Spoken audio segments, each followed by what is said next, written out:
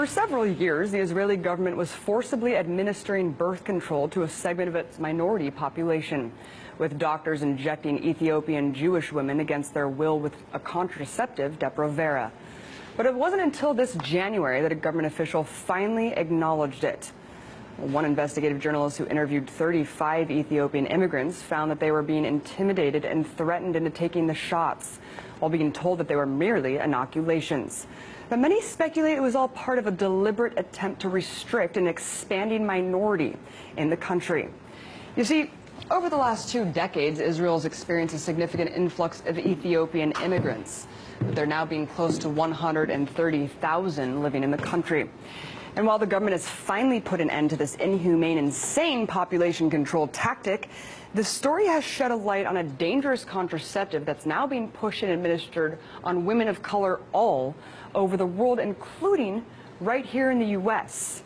So here to talk about the use of Depo-Provera and how this is targeting minority populations in both here and abroad, I'm joined now by Randy Short, President and National Spokesperson for the Anti-Depo-Provera Clergy Coalition. Thank you so much for coming on. Thank you for having me. So, Israel allegedly put this to an end. Can you talk about what you know about the health effects, though? Because obviously women were being administered this for years without knowing about them. Well, the drug was first patented in 1959.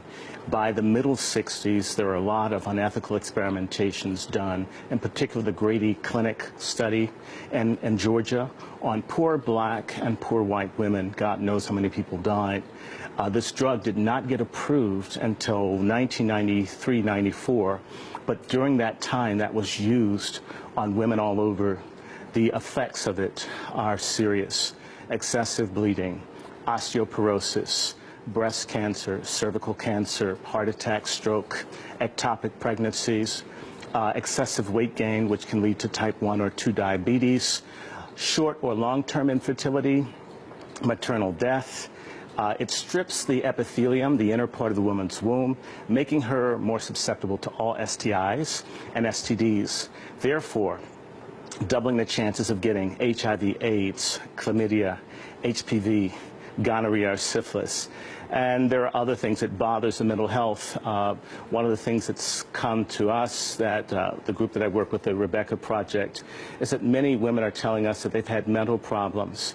The FDA in 2004 was so concerned about the dangerous nature of Depo-Provera that they issued a black box warning, which is the most serious warning that can be issued by the FDA about how dangerous this drug is. And despite this warning, this black box warning, it's still being administered under multiple agencies to multiple countries around the world. Yes. Who is administering it, why, and where? Well, it's being used primarily in non-white countries. So Muslim countries, Pakistan, Bangladesh, Indonesia, Burma, possibly on the Myanmar minority, all over Africa, Central America and Latin America, and of course in the United States, depending on whose information you look at, it's disproportionately used on African American women.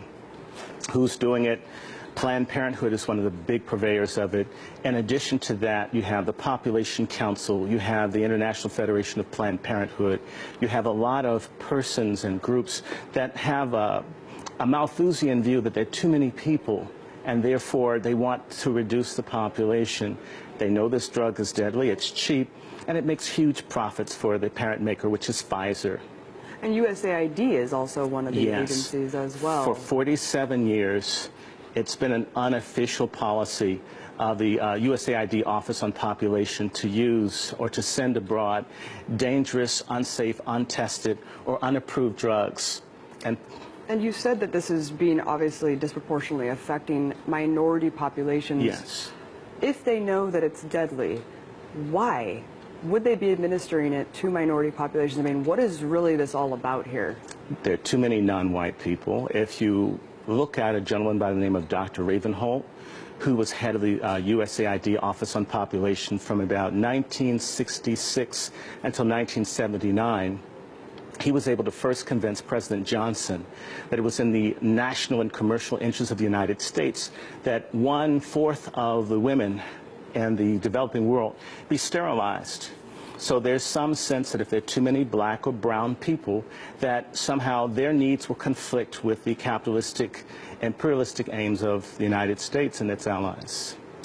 And there's been multiple lawsuits against Pfizer for the detrimental health effects from this drug, but they seem to be getting away with it and seem to keep, direct-to-consumer advertising. Well, how are they doing this? Well, they're making a lot of money. The U.S. Department of Justice has sued them in the last 10 years and fined them about $6 billion. But if you're making billions and billions, it's the price of doing business.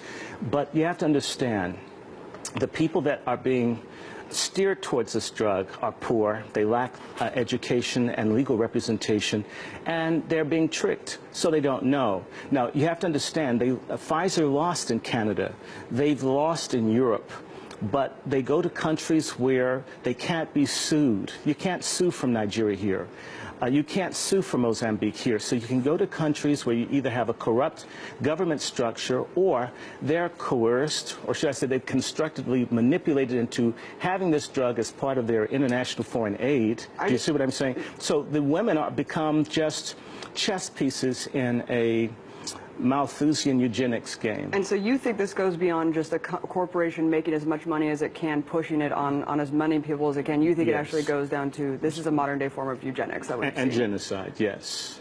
And it's happening here in the U.S. as well. Yes, it is. Well, that's very shocking, and we'll definitely follow up with this story. Very disturbing. Thank you so much for coming on. Right. Thank you for your time. Randy Short, President, National Spokesperson. And I'm with the Rebecca Project on Human Rights. Absolutely. All right, thank you so much. Thank you. All right.